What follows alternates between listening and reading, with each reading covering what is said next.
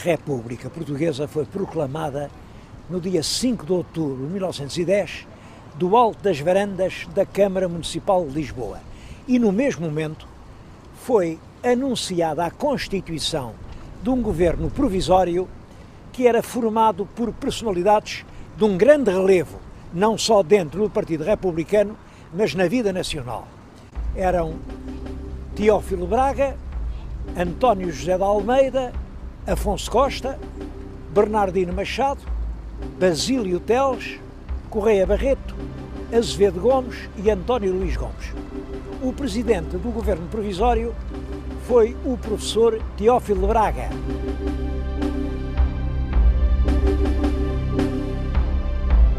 A República era contra o rei, era contra a Igreja, mas não tinha assim projetos concretos. Em 28 de maio de 1911 fazem-se as eleições para a Assembleia Nacional Constituinte. A Constituição foi feita rapidamente, era uma Constituição de tipo parlamentarista e submetia o governo ao apoio de uma maioria que parecia muito sólida. A verdade é que essa solidez desmoronou-se rapidamente. Porque dentro do Partido Republicano havia uma esquerda, uma direita e um centro. O chefe da esquerda, do verdadeiro e autêntico Partido Republicano, era um vulto de grande prestígio, o Dr. Afonso Costa. O centro entendia que o que era preciso era unir, era não separar, e tinha como chefe um grande proprietário alentejano, que era o Dr. Brito Camacho. Os que eram da direita diziam que eram evolucionistas. Evolução quer dizer, em vez de assim de uma revolução súbita, uma revolução a causar estragos, traumatismos, descontentamentos, era preciso uma evolução na continuidade, como mais tarde se diria. E o chefe dos evolucionistas era o Dr. António José de Almeida, um homem também de grande prestígio. O Parlamento era o terreno das lutas entre todos esses partidos e a situação política portuguesa foi marcada por uma instabilidade política permanente. Basta dizer que entre 1911 e 1926 houve 44 governos, 7 parlamentos eleitos e 8 presidentes da República.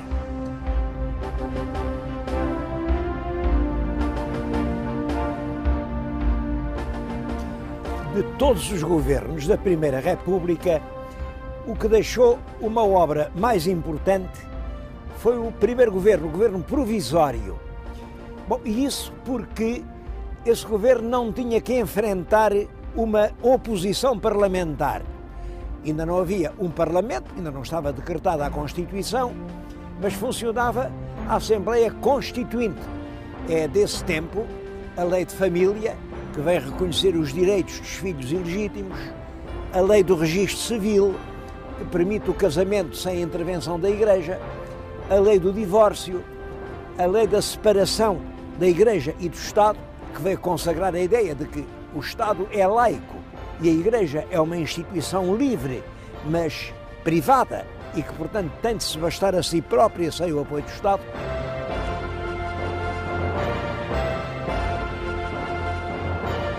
O episcopado tomou posições contra as medidas antirreligiosas e o governo proibiu a leitura das pastorais dos bispos, mesmo dentro das igrejas. É claro, houve muitos bispos que não obedeceram e, por isso, vários prelados foram perseguidos. Em 1913, o Vaticano quebrou as relações com o governo de Lisboa e todo esse conflito foi extremamente negativo para um regime que acabava de se implantar e que precisava da adesão de todos os portugueses. Um segundo fator de desgaste foi a intervenção de Portugal na Primeira Grande Guerra. O conflito teve o seu início no ano de 1914 e opôs as grandes nações ocidentais, a Inglaterra e a França, aos impérios centrais, que eram a Alemanha e a Áustria. Esses blocos aspiravam a uma posição de hegemonia na Europa e ao controle das fontes de matérias-primas que eram essenciais para o desenvolvimento económico que então todo o mundo ocidental estava a incentivar. Quando se viesse a fazer a paz, os vencedores, quaisquer que eles fossem, iam ficar para si com as colónias portuguesas, porque desde há muito tempo que se sabia que eles tinham feito combinações para repartirem as colónias entre eles. Portanto, nós tínhamos que alinhar com alguma das partes, naturalmente com a Inglaterra, que era a nossa aliada desde há tantos séculos. Mas a Inglaterra não se mostrava nada interessada numa ajuda militar portuguesa. Quando, no ano de 1917, e a pedido do governo inglês, o governo português apreendeu cerca de 70 navios mercantes que se tinham vindo refugiar no Tejo. E isso, evidentemente, provocou uma declaração de guerra por parte da Alemanha. Foi para participarmos, efetivamente, nas hostilidades que aqui em Portugal se preparou um corpo de exército, 3 divisões, constituídos por 55 mil homens e que era, em grande parte, armado e equipado pelos ingleses. Essas forças foram levadas para a frente da batalha durante o ano de 1917 e o episódio militar mais memorável da intervenção portuguesa na conflagração europeia foi a Batalha de La Alice, no dia 9 de abril de 1918. Deu-se uma grande ofensiva alemã que passou exatamente pela linha da frente onde estava o setor português e as nossas tropas foram literalmente esmagadas com devastadoras perdas humanas.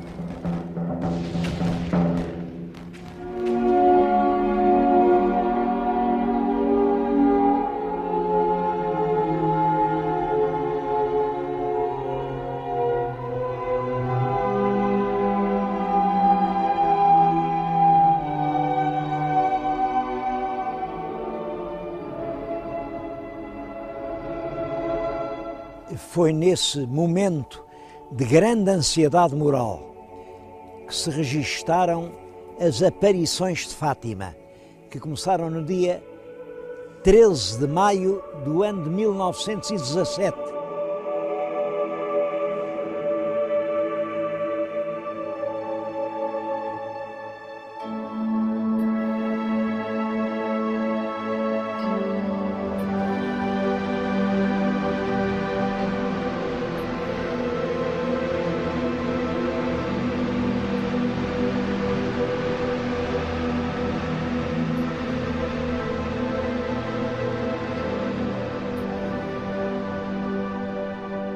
A veracidade das aparições foi rapidamente aceite pela grande maioria da população católica portuguesa, que via na guerra uma espécie de empresa da República. E a expressão política dessa conjuntura vem a ser o golpe de 5 de dezembro de 1917, pelo qual o Major Sidónio Pais faz um golpe militar, proclama uma nova lei em que acaba com a Constituição, faz uma nova Constituição presidencialista e ele estabelece a República Nova.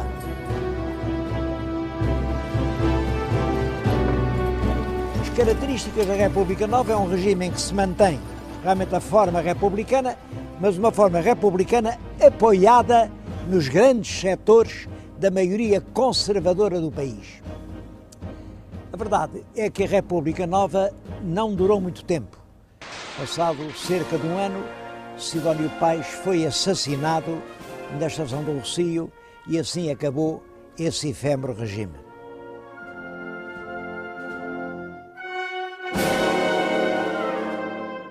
Com a morte do presidente Sidónio, voltou-se à vigência da Constituição de 1911 e foi eleito Presidente da República o almirante Cândido Castro. mas não tardou que se regressasse ao clima de instabilidade partidária.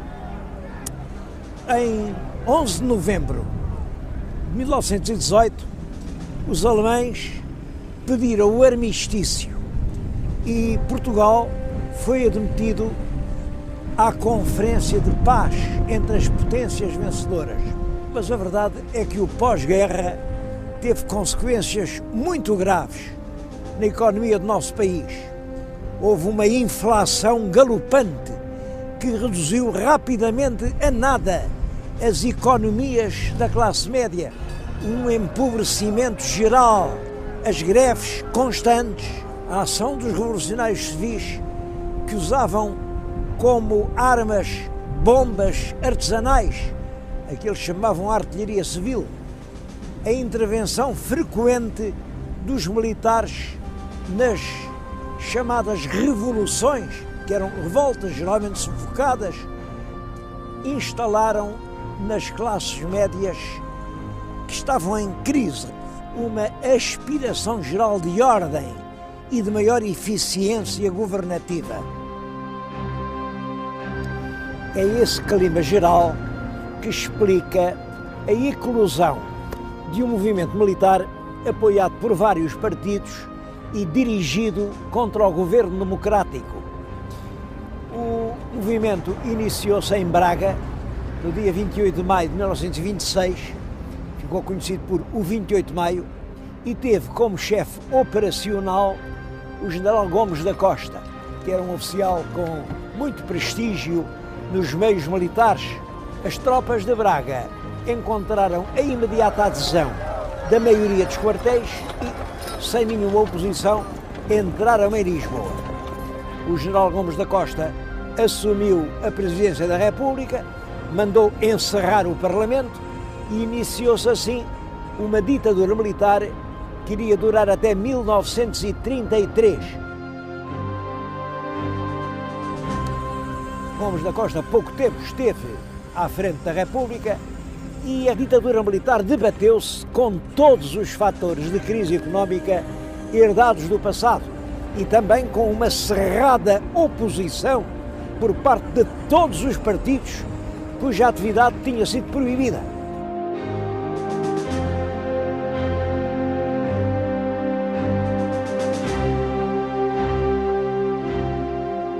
O problema financeiro era especialmente agudo, porque o recurso aos empréstimos na banca estrangeira era dificultado em 1928 pela ação dos imigrantes políticos que protestavam lá que Portugal não satisfaria as responsabilidades de qualquer empréstimo que fosse contraído, visto que o país não estava em plena legalidade democrática.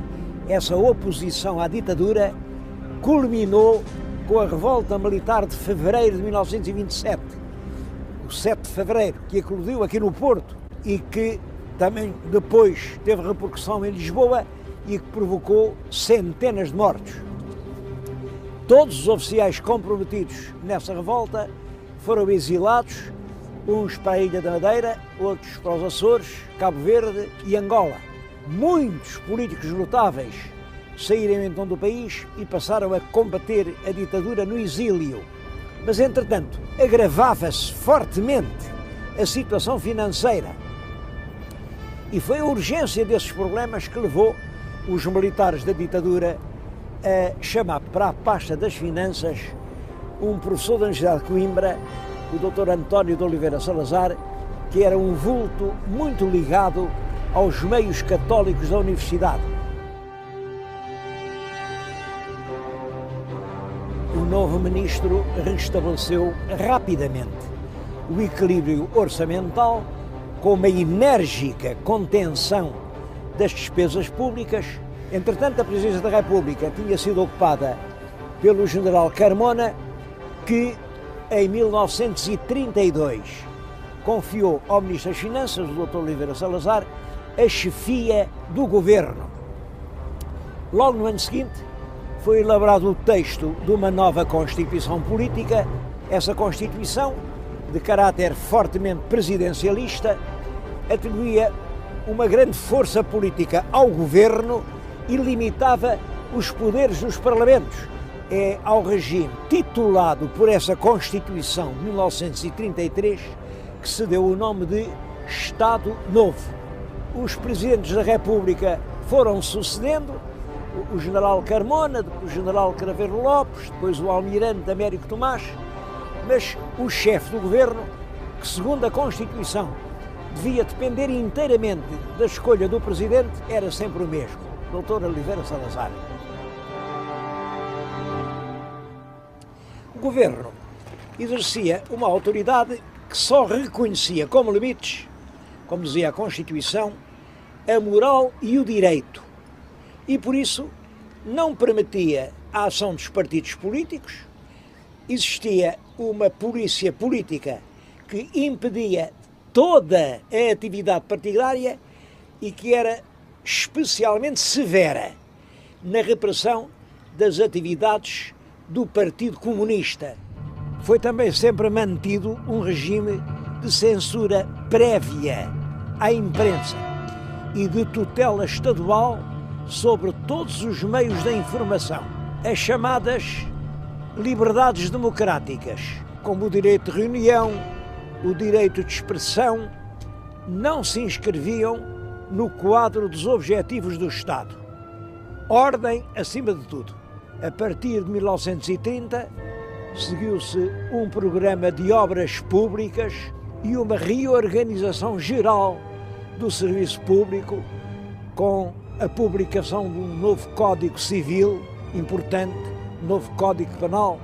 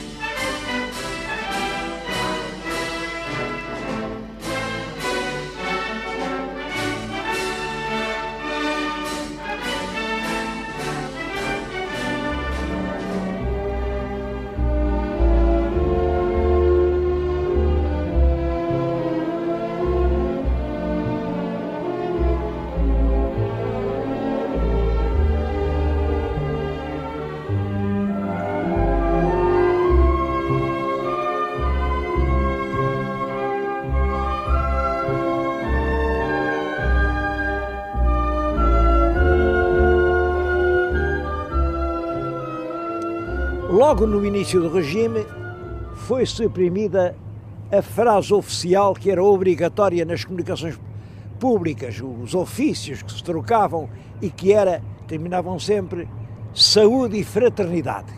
Bom, isso foi suprimido e, em vez disso, mandou-se escrever a bem da nação. De acordo com esse nacionalismo, foi limitada a entrada de capitais estrangeiros,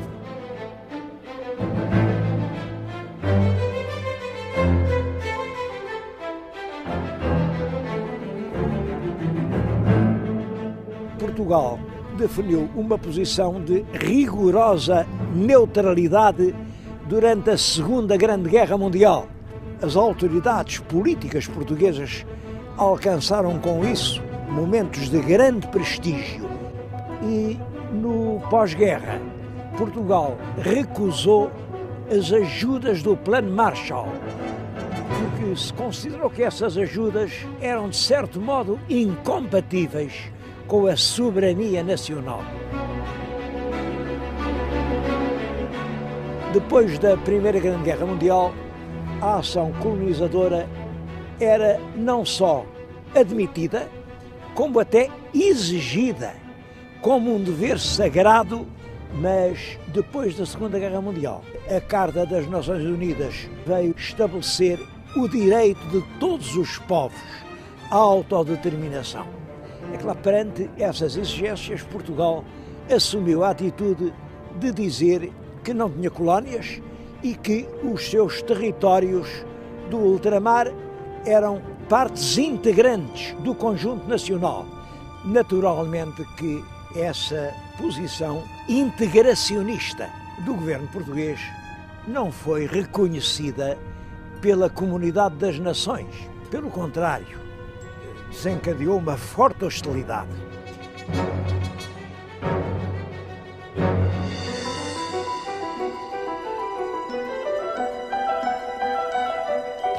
O primeiro grande golpe sofrido por essa política do Estado Novo deu-se no ano de 1961 e foi a invasão dos territórios de Goa, Damão e Diu, que formavam o Estado português da Índia.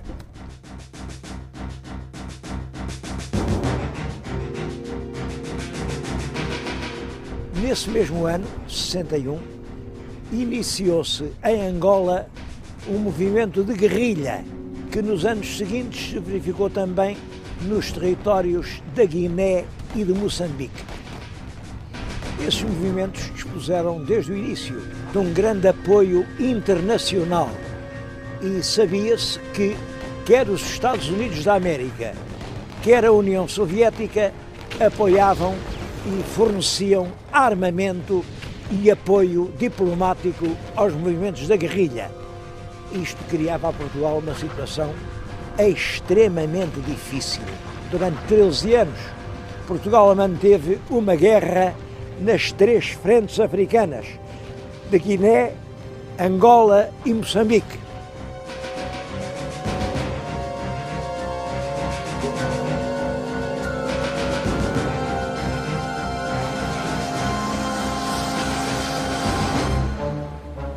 Os planos quinquenais de fomento continuaram a ser executados com regularidade e os números indicadores do desenvolvimento económico português, sobretudo no setor industrial, mantinham-se muito elevados, quando, no ano de 1969, o Presidente do Conselho de Ministros foi inutilizado por doença.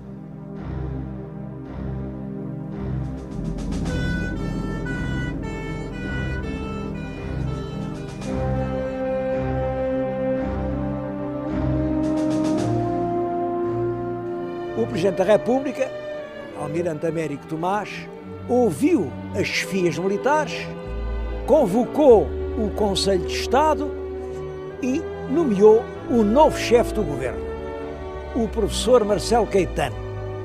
Era um dos vultos mais ilustres do regime. Chamavam-lhe o Delfim do regime, porque se via nele o continuador da obra de Salazar.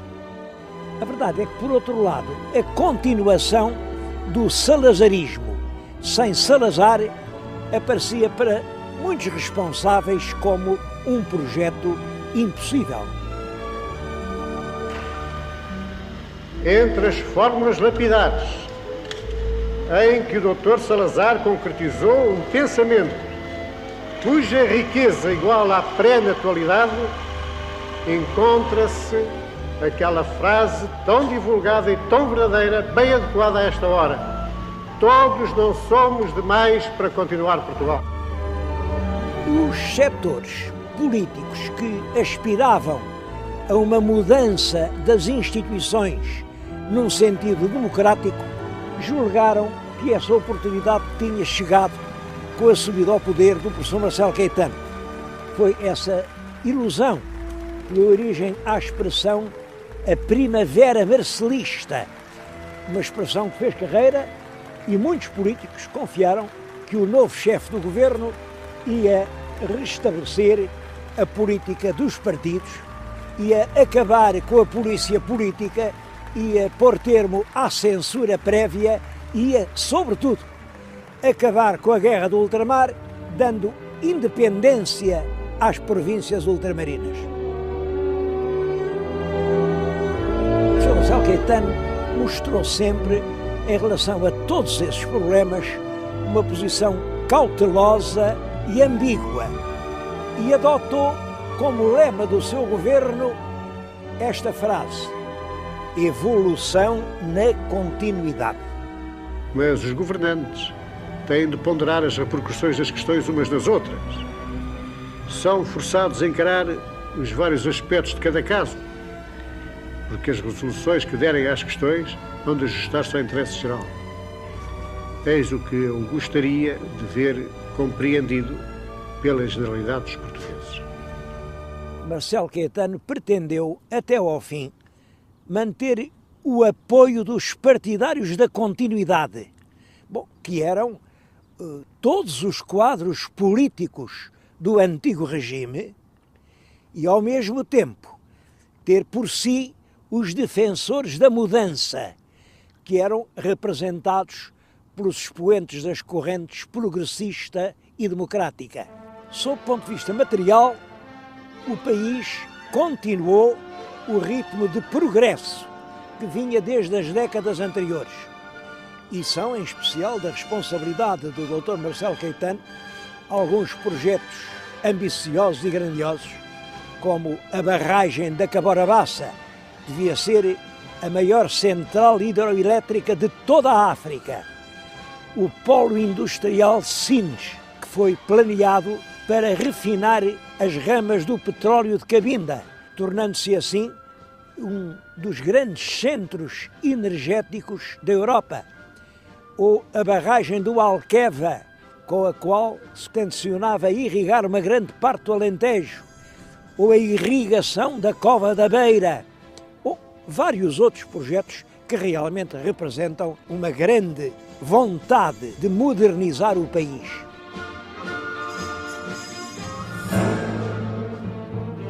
Mas, entretanto, continuava por resolver o problema ultramarino. A Organização das Nações Unidas fazia uma pressão cada vez mais forte sobre o governo português, no sentido de ser alterada a tese oficial de que os territórios coloniais eram uma parte integrante de Portugal e, portanto, já tinham a sua autonomia.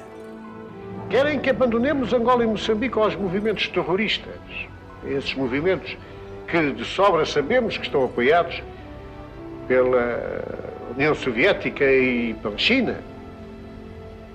Querem que entreguemos os portugueses que lá vivem, e muitos dos quais têm ali tudo quanto possuem? Querem que os entreguemos à discrição dos seus inimigos, dos nossos inimigos? Querem que desistamos da obra de fomento e de civilização que presentemente está em curso, traduzida por uma admirável pujança do trabalho e iniciativa que a segurança dada pela presença da soberania portuguesa desencadeou e mantém?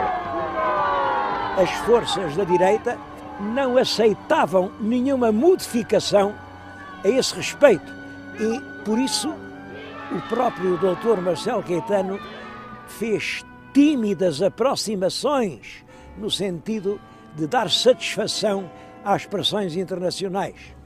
E o derrube do regime de Lisboa foi, a partir de certo momento, considerado como a única forma de se conseguir uma mudança do governo português quanto às colónias.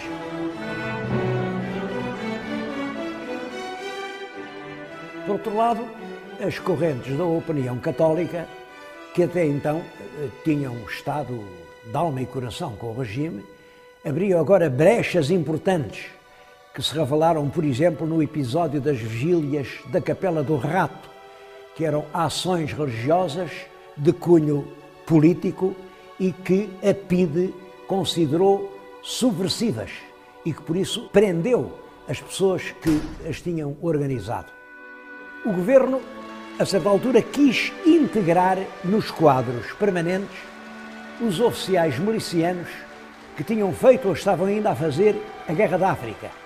Mas, é claro, os oficiais do quadro permanente eram os que tinham feito os cursos da Academia Militar, opuseram-se e foi assim que nasceu aquilo a que se chamou o movimento dos capitães. Esse movimento começa por ter objetivos essencialmente de defesa da carreira militar, mas rapidamente assume o caráter de uma contestação política ao regime. A posição do próprio chefe do governo, o professor Marcelo Caetano, era de perplexidade.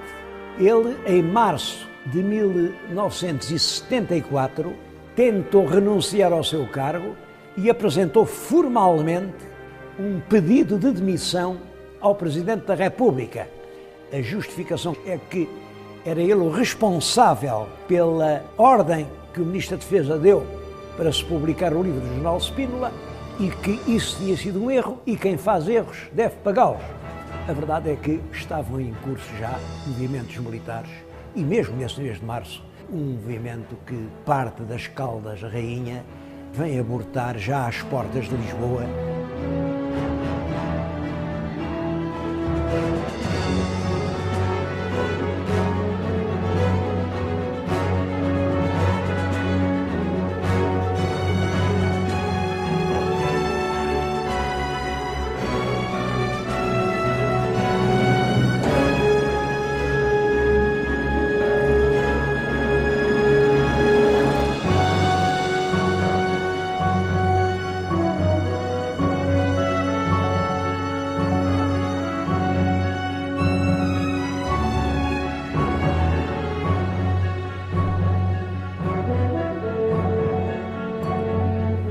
Em 25 de abril de 1974, deflagrou, por fim, um amplo movimento das Forças Armadas que se apoderou do governo sem necessidade de travar um único tiro.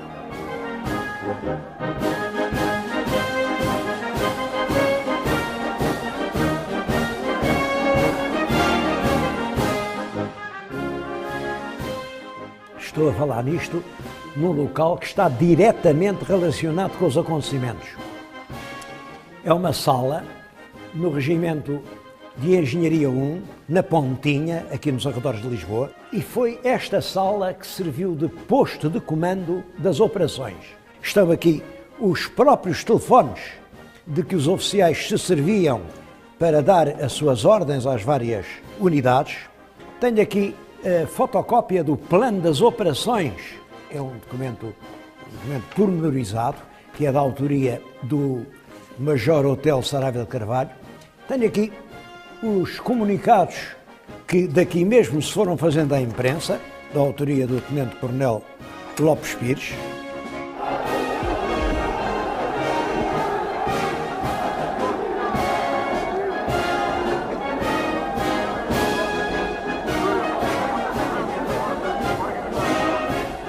O professor Marcelo Caetano foi-se meter no quartel da Guarda Republicana do Largo do Carmo. O Presidente da República ficou em Belém, mas ambos foram presos e levados pelo movimento triunfante para a Ilha da Madeira e mandados seguir pouco depois para o Brasil, onde se fixaram. O Presidente Tomás ainda regressou a Portugal, o Dr. Marcelo Caetano morreu no seu exílio.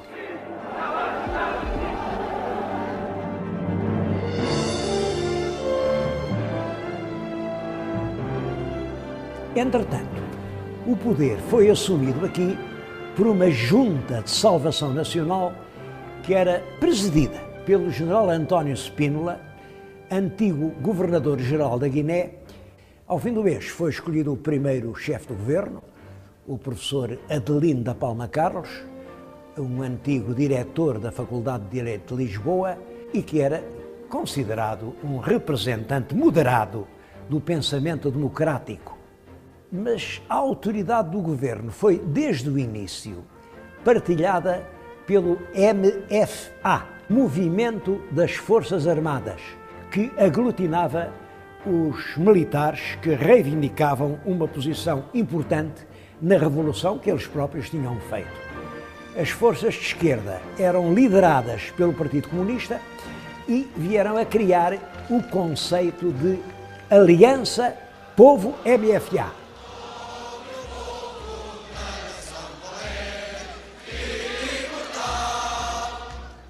Mas o primeiro governo provisório, esse governo presidido pelo Dr. Palma Carlos, durou menos de 2 meses, porque rapidamente se considerou sem autoridade para dirigir o turbilhão de acontecimentos que a Revolução veio desencadear e foi substituído pelo coronel Vasco Gonçalves na chefia do governo. Vasco Gonçalves era o oficial de mais alta patente no movimento das Forças Armadas e pretende, em consonância com o Partido Comunista, realizar profundas transformações na sociedade portuguesa. Mas a tendência moderadora e conservadora do general Spínola foi rapidamente ultrapassada. Em 30 de setembro de 1974, portanto, poucos meses depois da Revolução, Spínola faz perante as câmaras da televisão esta declaração dramática. Nestas condições e perante a total impossibilidade de, no atual clima, se construir uma democracia autêntica ao serviço da paz e do progresso do país, renuncio ao cargo de Presidente da República. A Junta da Salvação Nacional, que no seu início pretendia representar todas as forças políticas da oposição ao regime, mas que nesta altura, com aquela constante inclinação à esquerda, já estava reduzida a 3 elementos, designou como Presidente da República o General Costa Gomes. E o governo foi remodelado com a saída de todos os ministros que se opunham a uma política abertamente de esquerda. É claro que com a saída do general Spínola do governo desaparecia o mais grave obstáculo ao triunfo da tese da descolonização imediata. O abandono das colónias era-nos agora imposto por todas as potências do mundo, mas é claro que isso representava uma mudança essencial na história de Portugal. E por isso a opinião estava profundamente dividida sobre o caminho a seguir. A admissão de Spínola representou a derrota do ponto de vista federalista e o triunfo da tese das independências imediatas. Pelo Acordo de Argel, que é de 26 de agosto de 1974, Portugal reconheceu a independência do Estado da Guiné. Também nesse mês de agosto se iniciaram as negociações com Moçambique e na Conferência de Lusaka, de 7 de setembro desse mesmo ano, a independência total de Moçambique foi marcada para o dia 26 de junho de 1975. Em Angola, a situação era muito mais complexa. Bom, em primeiro lugar, Angola era uma região muito rica, com grandes recursos. Era a Angola do petróleo, dos diamantes, do ferro do coíma, do algodão, do café. É claro que isso mesmo é que aguçou o apetite das grandes potências. E cada bloco inspirava o seu movimento. A América estava na base do FNLA, a União Soviética e os países comunistas apoiavam o MPLA, controlando uma grande parte dos povos do interior de Angola. Havia a UNITA, presidida pelo carismático Jonas Savimbi. Pouco depois do general Costa Gomes assumir a presidência da República, iniciaram-se negociações oficiais entre esses 3 partidos e o governo português, que conduziram ao Acordo do Alvor, assinado no dia 15 de janeiro de 1975. Os 3 partidos prometiam estabelecer a paz entre si e organizar um governo de coligação. E a data da independência de Angola foi marcada para o dia 11 de novembro de 75. A verdade é que não se estabeleceu paz nenhuma. Pelo contrário, a guerra tornou-se mais feroz, mas apesar de tudo isso, o governo português reconheceu a independência no dia 11 de novembro. Também foi reconhecida a independência de São Tomé e Príncipe.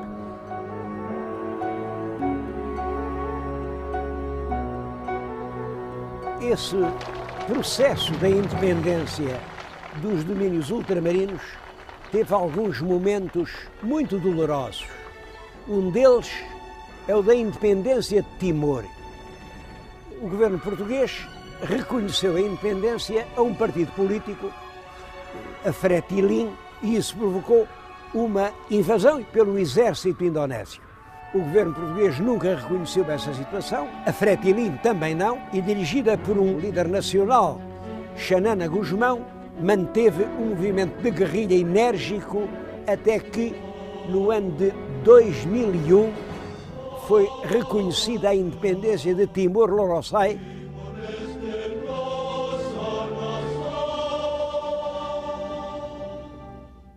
Macau teve um destino diferente.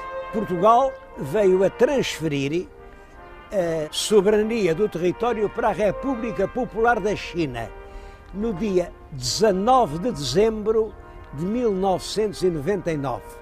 É realmente o último ato da liquidação do Império.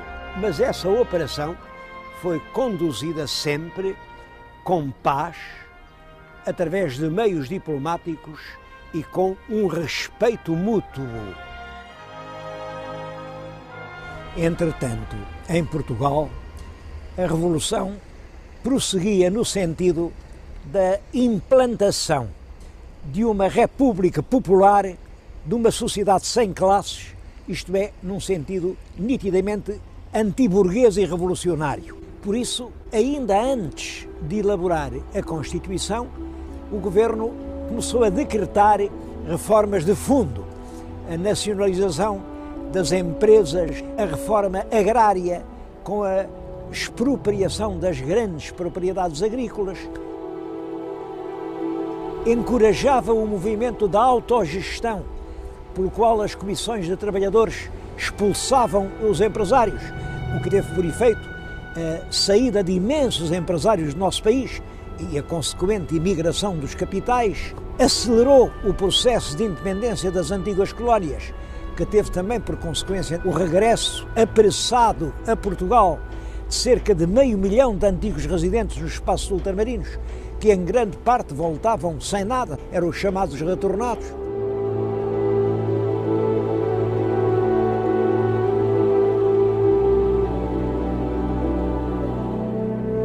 O problema da pluralidade ou unidade sindical conduziu depressa à ruptura da aliança entre o Partido Socialista e o Partido Comunista. Dizia-se que se preparava uma matança da Páscoa, com a execução sumária de 1.500 pessoas. Foi esse o ato que fez Spínola, segundo ele dizia, a tentar um golpe militar no dia 11 de março de 1975. Aqui quem dá ordens no país é o Presidente da República, é o Primeiro-Ministro, é o Hotel Saraiva de Carvalho e é o Chefe de Estado-Maior-General. Mas a operação falhou e acentuaram-se, a partir de 11 de março, a nacionalização da banca, de todas as companhias de seguros, a dissolução da Junta de Salvação Nacional e do Conselho de Estado, e todos os poderes passaram a ser exercidos por um Conselho da Revolução, que foi criado em 14 de março de 1975, mas cerca de um mês depois realizam-se as primeiras eleições para a Assembleia Constituinte e os resultados dessas eleições vieram a alterar completamente o panorama político português.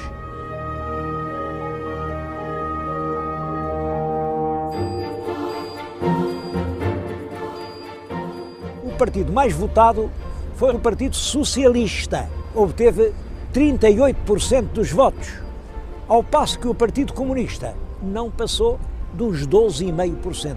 Esses resultados eleitorais significavam claramente uma vitória do centro. O Partido Socialista e o Partido Social Democrático tinham mais de metade dos votos do país.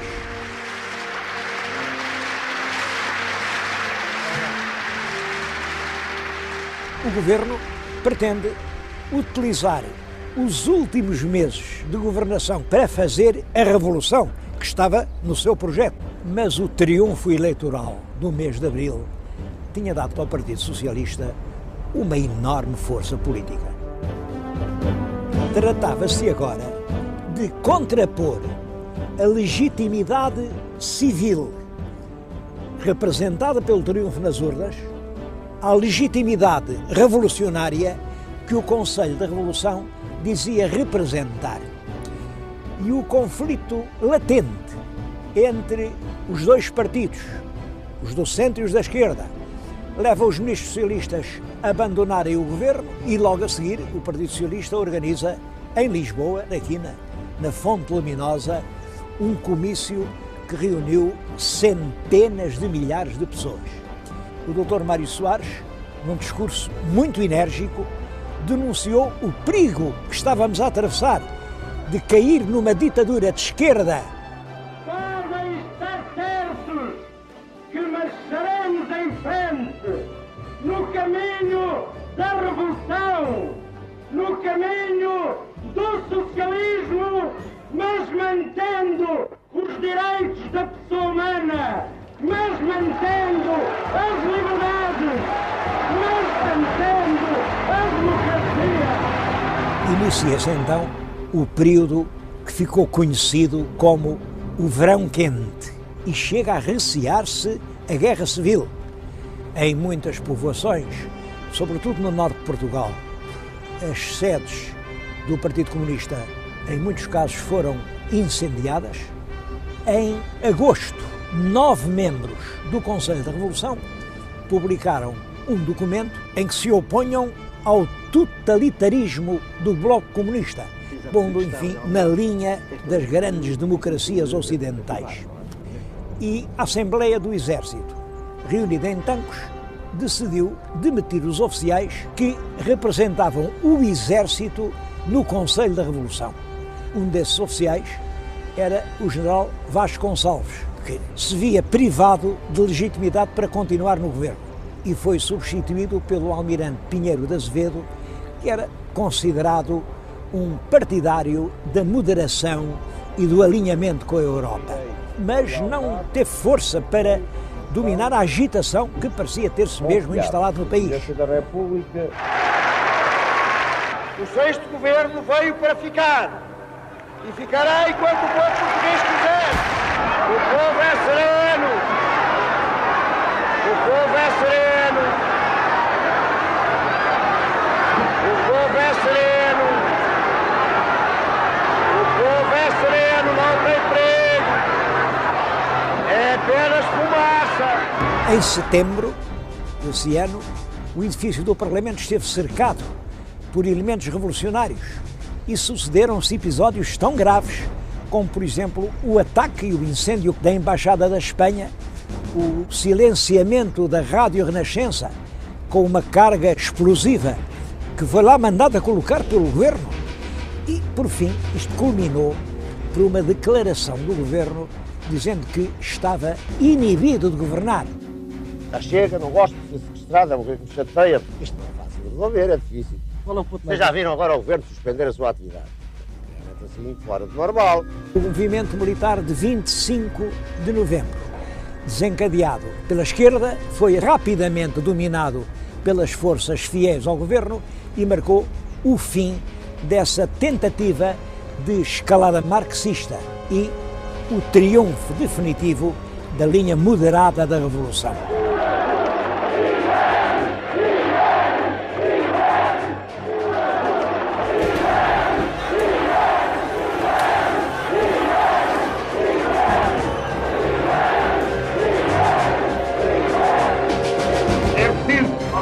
Saberem que não temos verde. Foi, portanto, já num clima de normalidade que se fez a eleição do Presidente da República, General Ramalho Yanes. A beleza com que o povo português soube responder a todas as situações ditatoriais, a sua determinação de viver a liberdade e a paz, demonstraram a justeza do programa do MFA e a firme adesão do povo português à sua mensagem, que em 25 de novembro de 75 ficou de novo claramente expressa. As duas realidades históricas mais importantes na primeira década do novo regime foram, em primeiro lugar, o relevo dado ao poder local, com a transferência de uma grande parte das receitas públicas para as câmaras municipais. É claro que isto permitiu uma revalorização importante da vida local. O segundo facto é a entrada de Portugal na Comunidade Económica Europeia. A candidatura tinha sido formalmente apresentada em 1977 e, a partir daí, todos os governos reconheciam que, após a liquidação do nosso ultramar, a vida económica portuguesa exigia um relacionamento muito mais estreito com a Europa.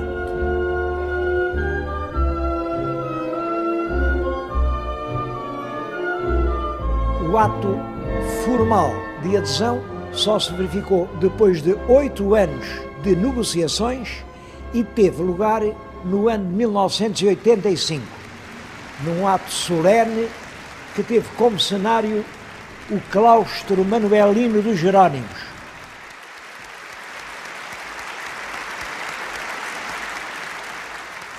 Isso também tem interesse porque revela que o governo pretendeu chamar a atenção para o caráter histórico daquela cerimónia.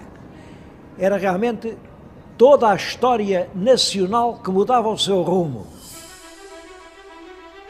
O Governo inscreve no centro das suas preocupações a melhoria da qualidade de vida e do bem-estar dos portugueses, essência da sua luta pela justiça e por mais sólidos suportes materiais e culturais da liberdade. O primeiro mandato presidencial do general Ramalhianes terminou em 1981. Os partidos de direita coligaram-se naquilo que se chamou a Aliança Democrática, AD, e resolveram apresentar um candidato, era o general Soares Carneiro. Durante essa campanha, quando o primeiro-ministro, Dr. Francisco de Sá Carneiro, tentava dirigir-se para o Porto, o avião em que viajava caiu pouco depois de levantar voo e morreram todos os seus ocupantes. É o desastre de Camarate. Num horrível acidente de aviação, morreu hoje, ao princípio da noite, o primeiro-ministro de Portugal, Dr. Francisco Sá Carneiro. Ignoramos ainda as causas do acidente, que serão apuradas no mais rigoroso inquérito a que se procederá de imediato. As autoridades oficiais afirmaram que se tratava simplesmente de um acidente, mas a hipótese de um atentado nunca pôde ser completamente afastada.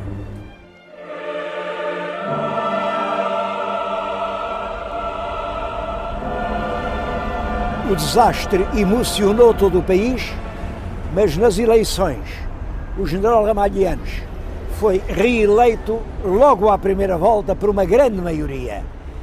Ele agora tinha do seu lado não só a metade conservadora do país, que o tinha imposto na primeira volta, mas também a metade progressiva, que o tinha reconhecido como um homem capaz de realizar as suas aspirações.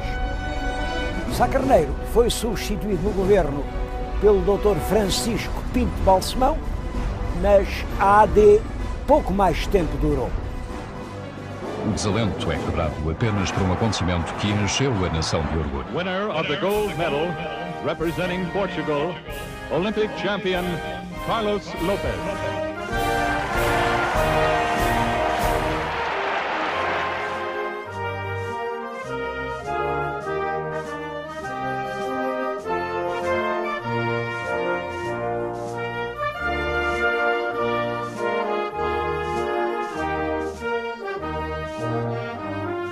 Um outro facto importante, logo no ano seguinte, é que em 1982 se fez a primeira revisão constitucional.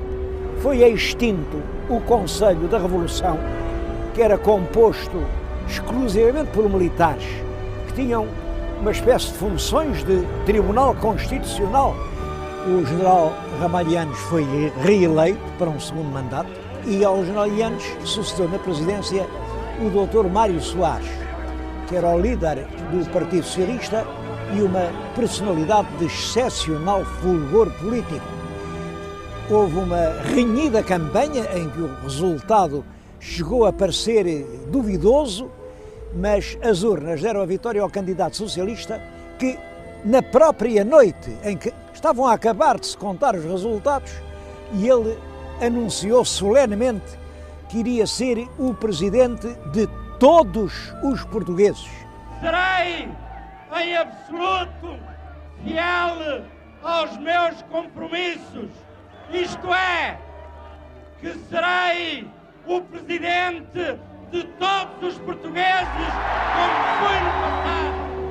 Promessa que ele cumpriu, o que lhe valeu uma reeleição, com o apoio do próprio PSD, o seu antigo antagonista.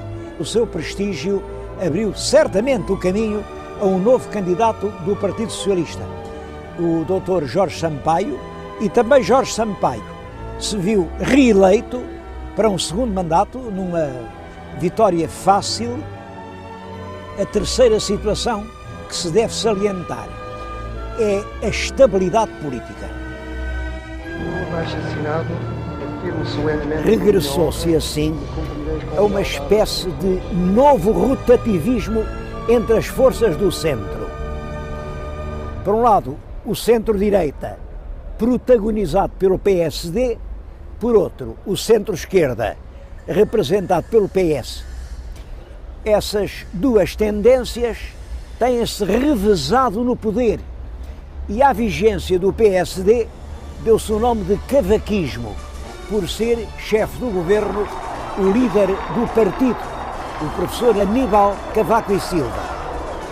O PSD dominou o governo durante toda a década de 85-95 e realmente reintroduziu a ordem administrativa e financeira no país.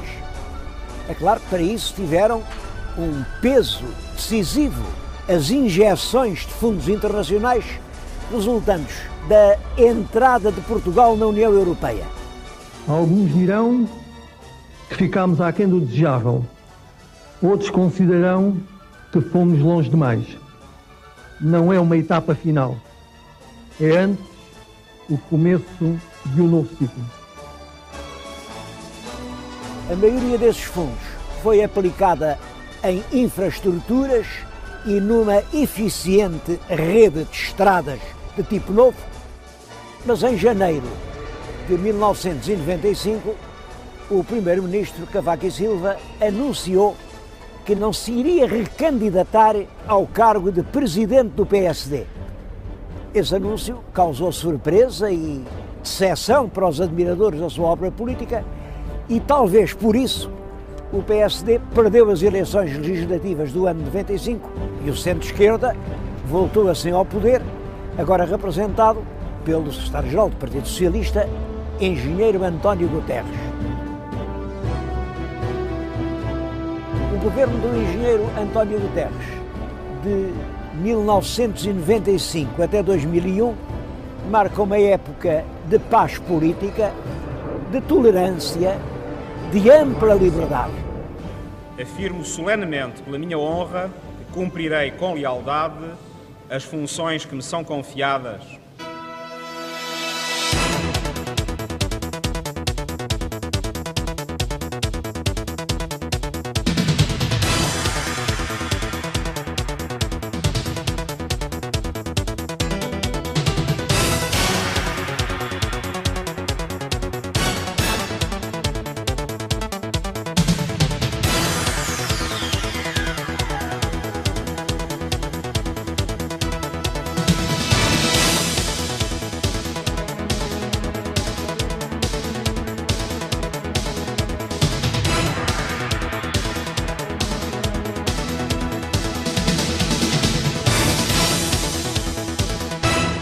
O abrandamento das forças económicas refletiu-se nas finanças públicas e obrigou o governo a sucessivos orçamentos retificativos, com derrapagens orçamentais que refletiam uma crescente perda do vigor do Estado, que não conseguia impor os seus próprios orçamentos.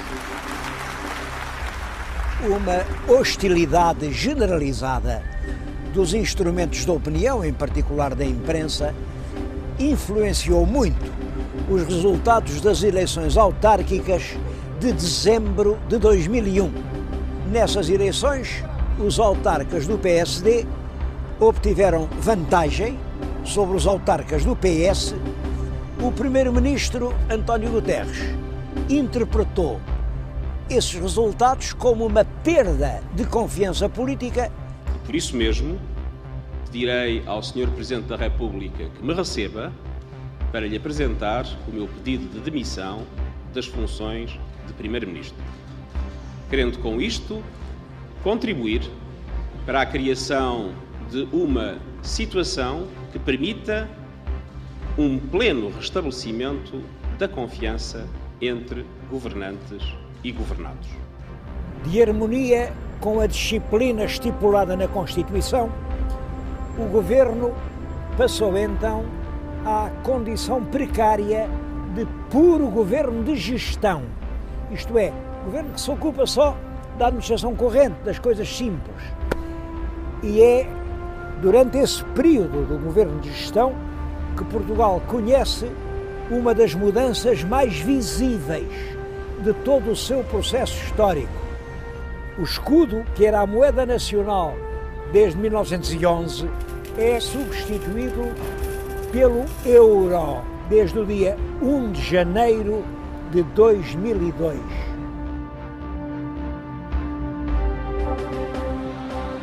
As eleições legislativas foram então marcadas para o mês de março de 2002 e os resultados das urnas deram o primeiro lugar, mas não deram a maioria absoluta, ao Partido Social Democrático, que era liderado pelo Dr. Durão Barroso. Considero esse mandato uma grande responsabilidade. Pelo meu lado, farei tudo, mas tudo o que estiver ao meu alcance para dar a Portugal uma solução de estabilidade e de credibilidade.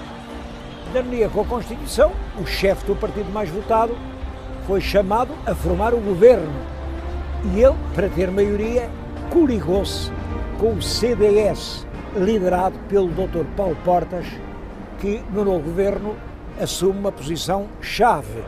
É Ministro de Estado e, ao mesmo tempo, Ministro da Defesa Nacional. Esta nova equipa governativa inicia os seus trabalhos com uma denúncia da situação das finanças públicas, condenando por esse resultado o governo anterior. Nós vamos levar a cabo a redução do IRC de 30% para 20% até 2004. Vamos fazê-lo. E se não o fazemos agora é apenas por uma razão muito simples. É pela situação em que os senhores deixaram o país. Sr. Deputado, os senhores deixaram Portugal de tanga.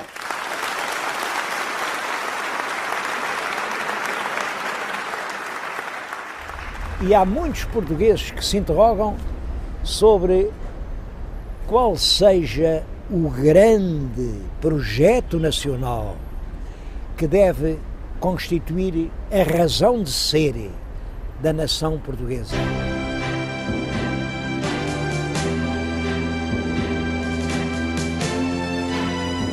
Há quase 1000 anos que se construíram as primeiras muralhas deste castelo e faz precisamente 863 anos que foi o Tratado de Samora, que, como sabem, é a data a partir da qual se considera que Portugal é uma nação independente.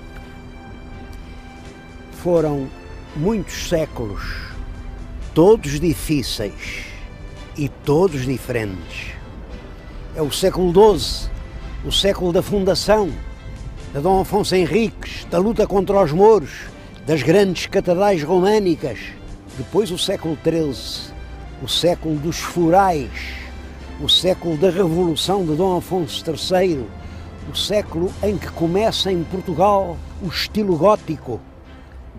Século XIV, a Revolução do Mestre Davis, a glória de Aljubarrota.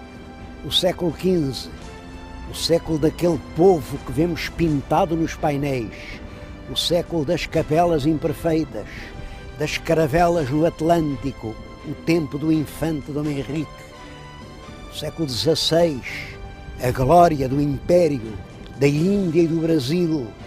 O século XVII, as sombras no céu de Portugal, mas a expansão portuguesa a lá está no mundo.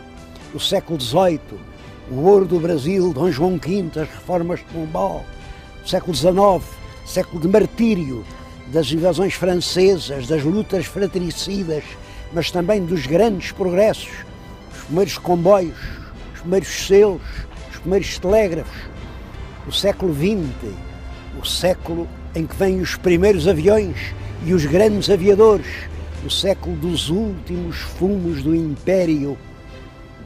Agora estamos no início de um século novo e do novo milénio.